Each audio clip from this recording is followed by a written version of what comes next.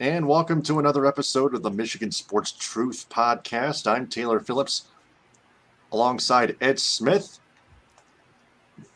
Going to talk about the Fiesta Bowl, uh, which proved to be not a good start. Then we'll talk about Lions, and then we'll have a one more thing segment regarding men's basketball. But Michigan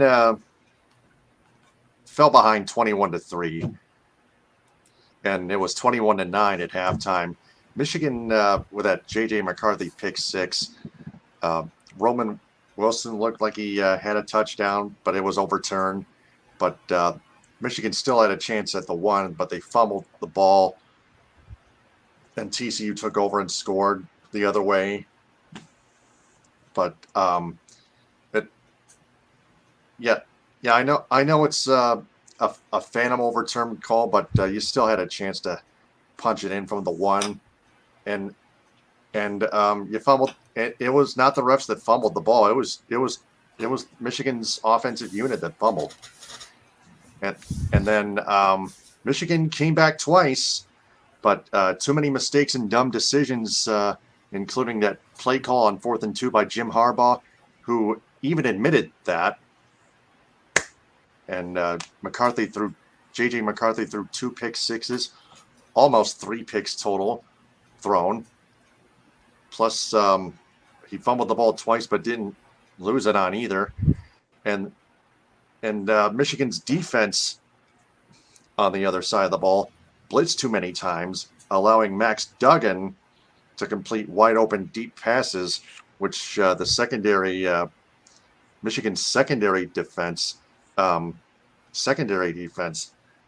got absolutely burned, while Michigan's defensive front brought too many blitzes.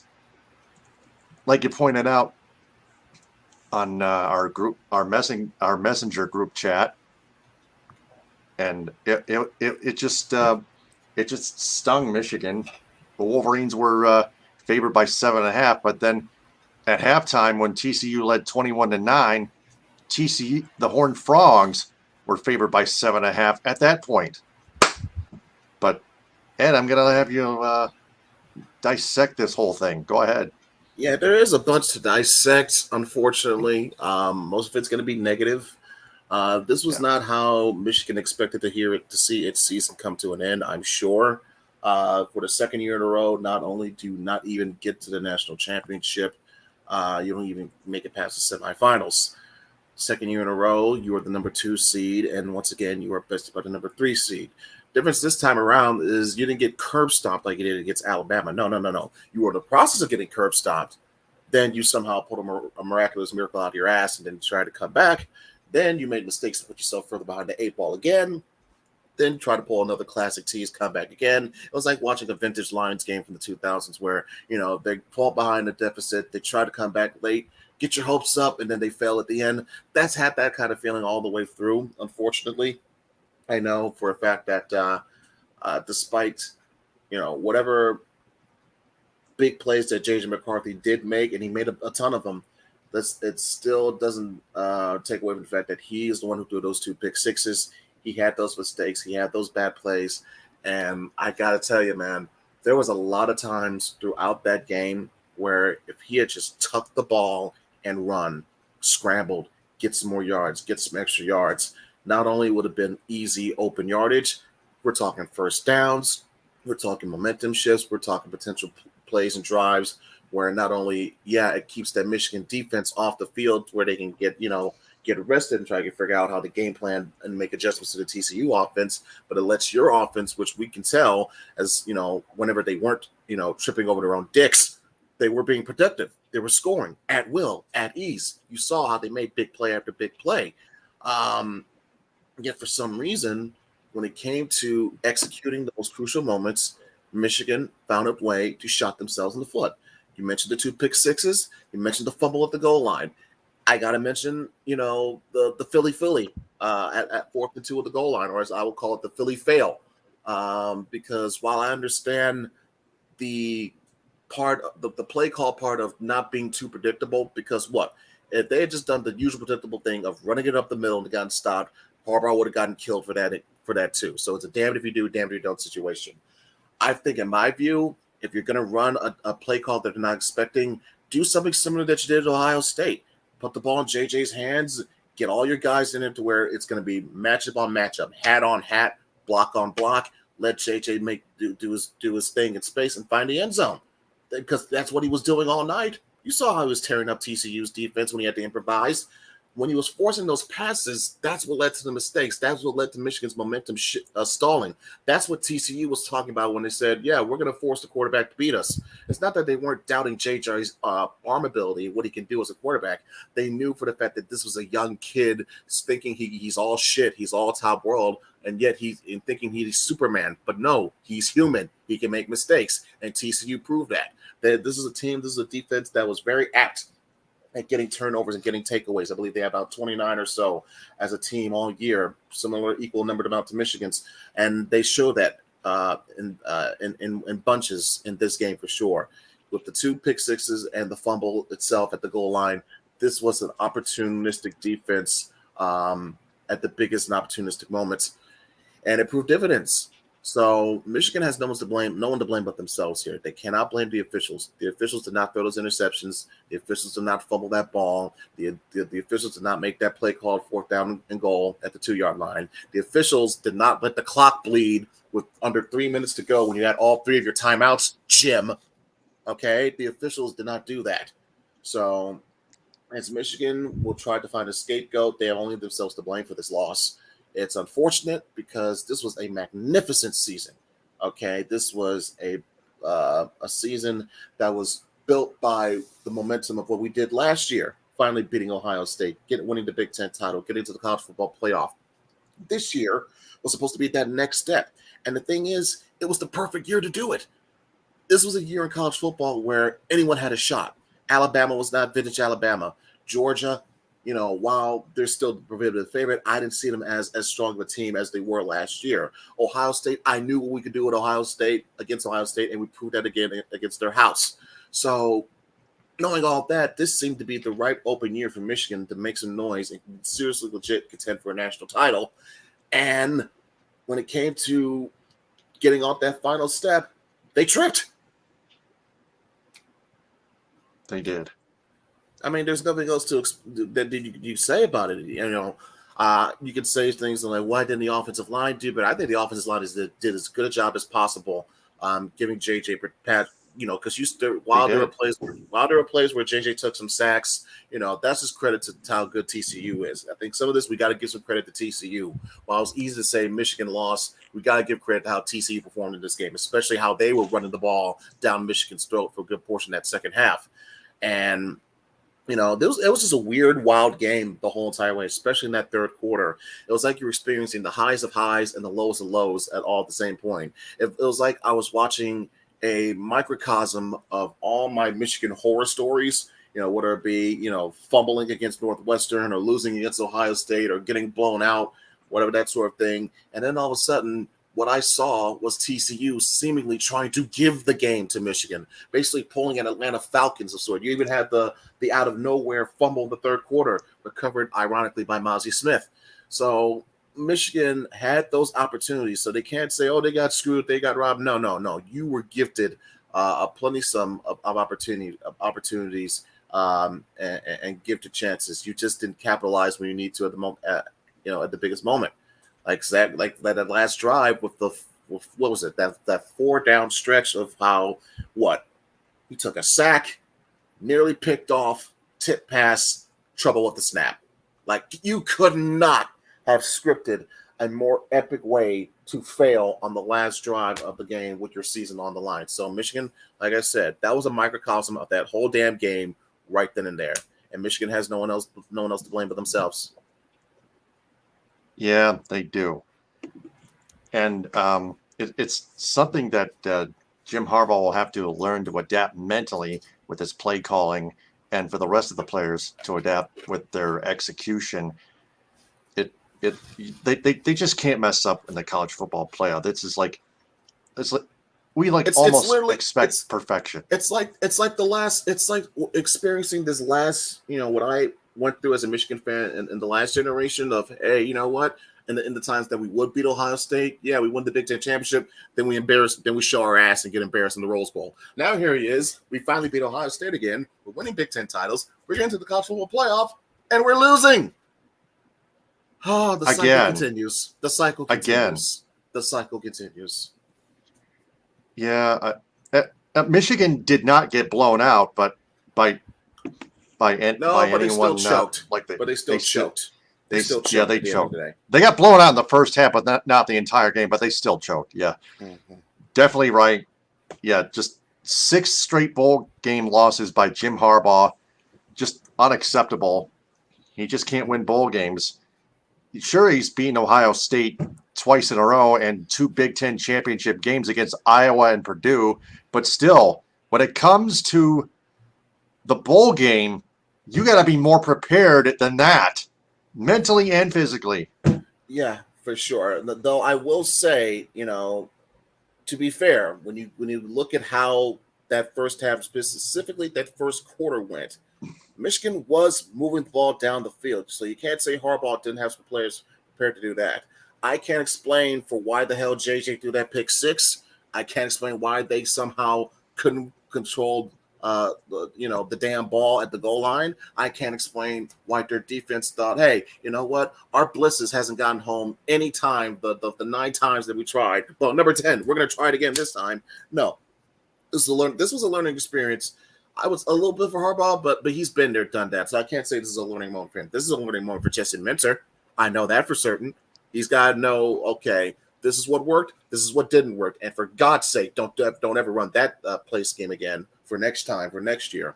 And it's a learning experience for JJ McCarthy.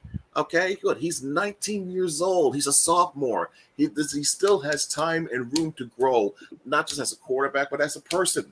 So this, while this is a disappointing moment for him, and it's going to sting.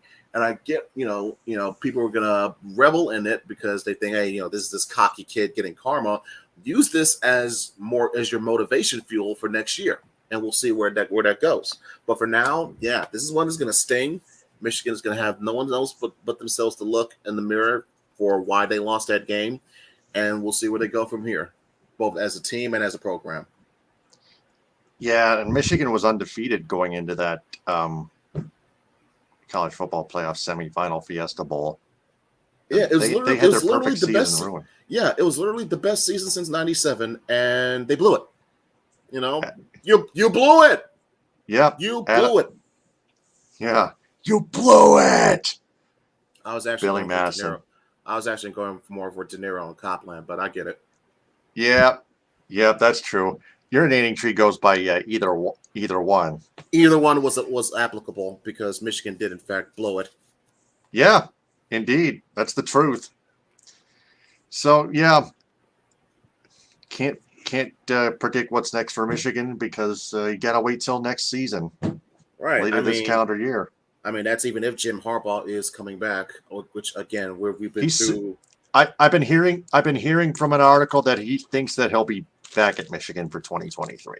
Exactly. Despite all the rumors. Despite all the Broncos just rumors. The same stuff every year. Exactly. With the NFL stuff. Yeah. Yeah. And I get people say, oh, he almost left last year. Well, guess what? He still came back, didn't he?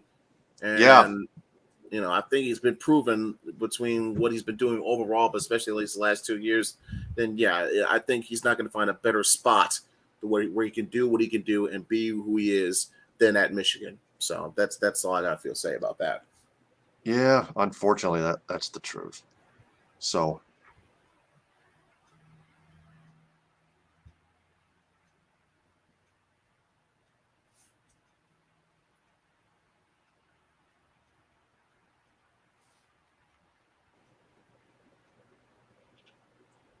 Okay. We're good? Yep. All right. We're good. So. Yep. Moving on. The Detroit Lions easily squashed the Chicago Bears 41-10. It was a tight first quarter, but the Lions finally found their identity and outscored the Bears 34-0 in the last 3 quarters. From second quarter to fourth quarter, the Lions recalibrated their identity as a whole entirely and that could help prepare them for the Green Bay Packers. Lions have improved to 8-8, all that good shebang, but you got to look at the scenarios. The Seattle Seahawks, if they win, they're playing the Rams. Matthew Stafford, I've been hearing, is coming back for the Really now. Los Angeles Rams, which makes things a little bit interesting in that Seahawks Rams game. But if the Seahawks still win, then they're in. But if the Packers beat the Lions, then they're in anyway. Which kind of like is like double trouble for the Lions. But if the Lions can earn the victory, and if Seattle loses, then the Lions are in. Mm-hmm. Pretty cut and dry. Hence why they got flexed to the Sunday Night Football time slot, which is, by the way, going to be the de facto last game of the entire regular season, since Monday Night Football. By the way, at least we mention, the unfortunate, horrific circumstances regarding Buffalo and the receiver DeMar Hamlin. Thankfully, we have gotten updates since then that he is doing better, but still, he's not out of the woods yet. Obviously, our prayers, condolences goes to him and his family and his teammates and everyone on that field that witnessed that and saw what happened up close and personal. I don't wish that on anyone. Thank goodness that someone had enough sense to convince the NFL, listen, no, there's no way in hell these players are going to keep going. Stop the game. Thank goodness they did. Yeah. Well, we could figure out, the complexes of, what happened, what caused it, who's right, who's wrong. Should they have continued it? Should they stopped it? This and that, the bits and matters. We can get into that another time. It's all, yeah, but the important thing at this point is making sure that, hey, thank goodness they got DeMar the help when he needed it, when it happened. And let's hope and pray that he can make a recovery, or as much of a recovery as he possibly can. Now, that being said, back on topic to what we're talking here, the Lions and the Packers, I think it was pretty much going to be a given that this is going to be the Sunday nighter, because not so much to do with the Lions, even though they're a great story in and of themselves, but this is about the Packers. It's about Aaron Rodgers at home at Lambeau with a chance to get into the playoffs, because no matter what happens with Seattle or Detroit, the Packers, for them, they just got to win and they're in, period. So knowing all that, it was pretty much a given that NBC was going to get that primetime slot to Green Bay and Detroit. Now, that being said, if you're the Lions, to me, I think this you're in a spot to where, well, again, we'll get to them in a second, but we'll preview that game. But I do like their chances. But back to what they did against Chicago. Like you mentioned, Taylor, was a very tight first quarter. I saw a little bit of the signs that I saw was troubling against Carolina last week, giving up big plays, gashes up and down the field, gave up a touchdown, that sort of thing. It was looking bad early, but thankfully they made adjustments. They recognized that, listen, as long as we make sure that Justin Fields doesn't get too much outside of the edge, outside of contain, collapse the pocket on him every chance we get, we'll be good. And that's exactly what happened. And eventually you saw how the protection broke down for Chicago. I think that was partially due to the fact that they were missing some offensive linemen of their own. But nonetheless, it's football. Shit happens. We've been missing our guys a couple of times throughout the season too. It's called, you deal with it, make adjustments. So that led to the Lions getting, I believe, 7 sacks. 6 or 7, I believe it was 7, which is the most that they've had in the game since, I want to say, 2011. I think James Houston came up with 3 in that game. Yeah. At home against Chicago.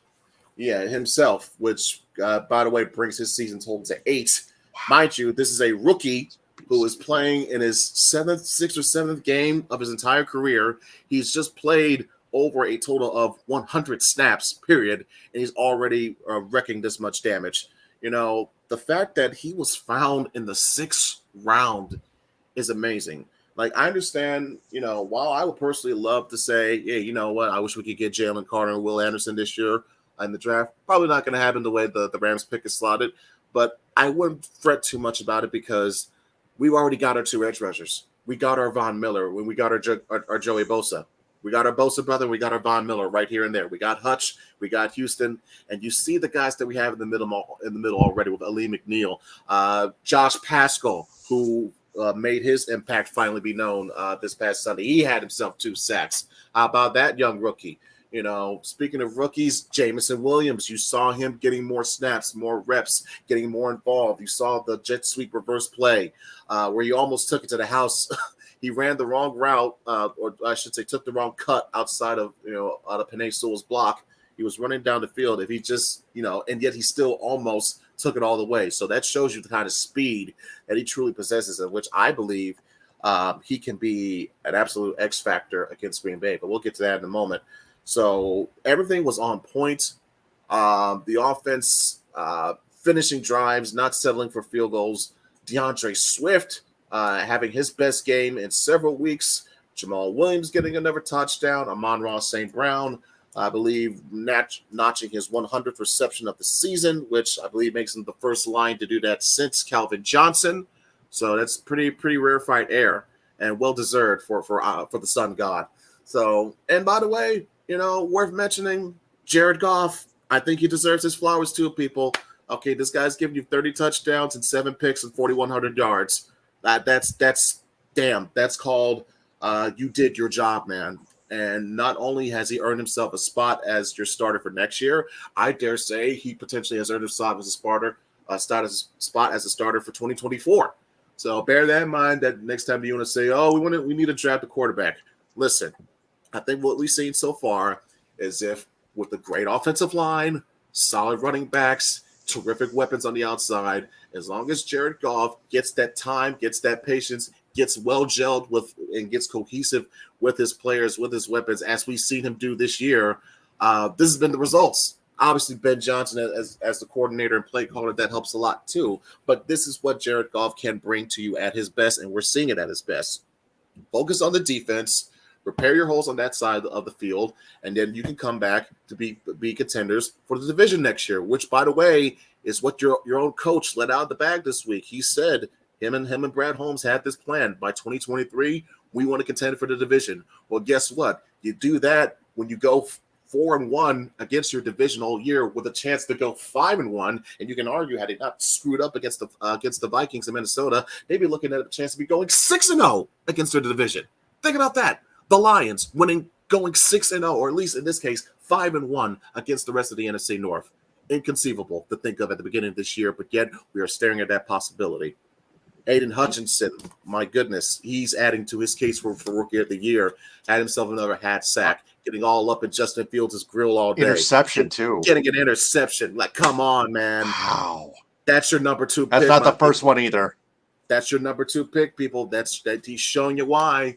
He's showing you why. Listen, Jacksonville, Tony Khan, thank you so much for drafting Trayvon Walker. It's because I will give you gift baskets from here on out for letting us get Aiden Hutchinson because of that. But, between the Bears not being able to run the ball, not limiting to getting first downs, period, and just their defense just being absolutely porous the whole entire game, which I thought it was going to be because, again, I thought this was going to be a shootout. Well, it seems that one team prepared to make this came thinking it was going to be a shootout. The other, and one side of the ball said, nope, that's not going to happen today. So absolute credit to the Lions defense for responding. And that's the message that Dan Campbell wanted to see and wanted to send, that, this team can respond after getting their face kicked in. So it was really great to see that leading up to this big game coming up against Green Bay coming up. Yeah, and the Bears did thanks to the Lions defense, the Bears didn't even get a first down until late in the fourth quarter. Think about that. They had like 2 or 3 first downs the entire second half. That's domination. I get it. Chicago's a bad team, but Justin Fields is still a hell of a player. And listen, he can make things happen. So the fact that you're able to do that to him throughout the course of that game, 7 sacks, you roughed him up, had him hurt early on at some point of the game, which I think limited his mobility. Yeah, you did a great job against that team and against that quarterback.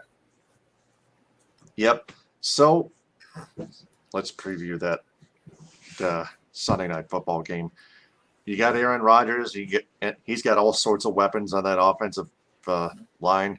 The Packers defense still has yet to be analyzed, but 8:25 again Sunday night football on NBC. Packers still favored by 4.5 points. The total over under 49. Break it down. Okay, let's see here. I'm looking at this game right here. It's not going to be another 15-9 game. We're not going to see another defensive battle. That was all more so of the offenses not figuring out what to do. I get it that the defense got 3 interceptions out of Aaron Rodgers, but Aaron Rodgers looked absolutely pathetic and lethargic out there. What we've seen out of Rodgers these past 7-8 weeks was not the Rodgers that we saw in Detroit. So expect to see a much better Aaron Rodgers this time around. That's number one. Number two, expect Green Bay to try to do what we've seen other teams do and have success against Detroit this year, especially last week against Carolina. Run the ball. And guess what? They got dudes that can run the ball. Okay, Nixon is one guy, and especially on special teams. We saw that against Minnesota. Aaron Jones, he can be, and C.J. Dillon as well. Their running back core can absolutely be a problem for Detroit if we don't handle our business. Forget about trying to figure out what to do with Christian Watson. That's not important. The important thing here is stopping the run. You stop the run on first and second down. Get into those third down plays where you force Aaron Rodgers to make a play. Granted, that's still like a boss battle in and of itself, but you take your chances with that as opposed to giving up easy yardage on first and second down with runs like we saw against Carolina and throughout the season. So you limit that, you give yourself the best chance possible to win. With your Detroit, also, I would say from the offensive standpoint, be prepared for another potential bad inclement weather game. If that's the case, protect the ball. Protect the ball with everything that you can, especially in bad weather games. That can mean the difference between a win and a loss, especially in a close game. So protect the ball, especially if it's bad weather. Got to finish your drives. Stop the run as much as you can, and expect to see a better performance from Aaron Rodgers this time around. As to who you think is going to win, I'll be honest, Taylor. I'm kind of leaning towards Packers. Yep. My head is saying Packers. I would not be surprised if the Packers win, but I do know for a fact that because this team has bought into Dan Campbell this whole entire year, because this team has come back from 1-6 to now where they are at 8-8. They're at 500, man. To where they are now, especially where they're at last year.